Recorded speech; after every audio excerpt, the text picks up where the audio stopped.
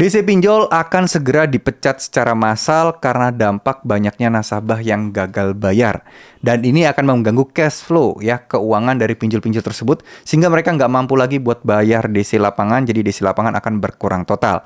Nah, beberapa hari yang lalu banyak banget yang membahas hal ini, dan informasi ini juga banyak banget ya dibikin di blog, artikel, dan lain sebagainya. Tapi apakah benar? Jujur ya, jawabannya adalah tidak pasti dan tidak tahu menau. Kenapa?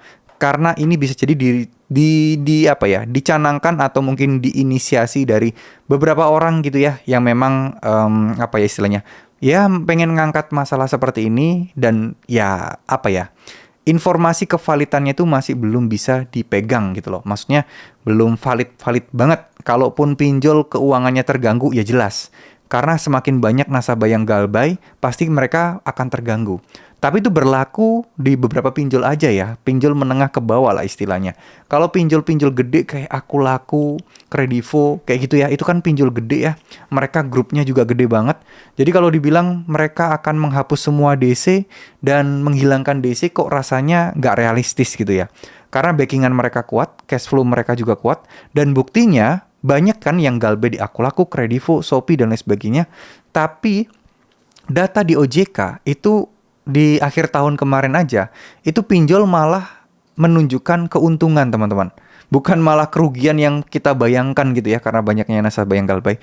Ternyata dibandingkan nasabah yang galbay seperti mungkin teman-teman dan teman-teman kalian lainnya, itu ternyata yang bayar itu juga lebih banyak gitu loh. Yang bayar mungkin bunga, denda, yang melakukan transaksi, mereka dapat biaya admin dan lain sebagainya, ternyata jauh lebih banyak dibandingkan orang-orang yang gagal bayar ini. Jadi pinjol ya tetap untung gitu loh.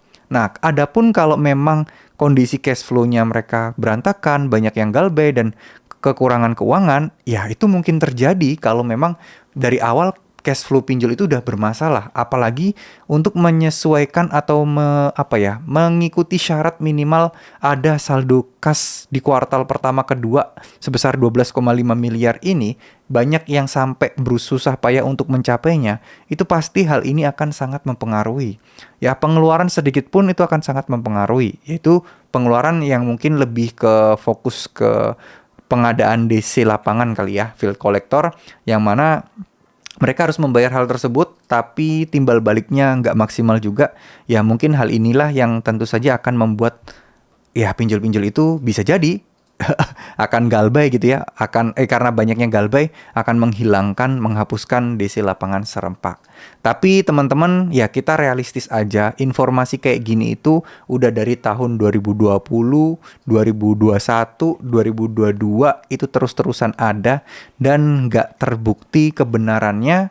Dan ya memang ada sih beberapa yang sampai tutup bangkrut, tapi saya rasa ya kita patut bersyukur ya kalau informasi ini benar.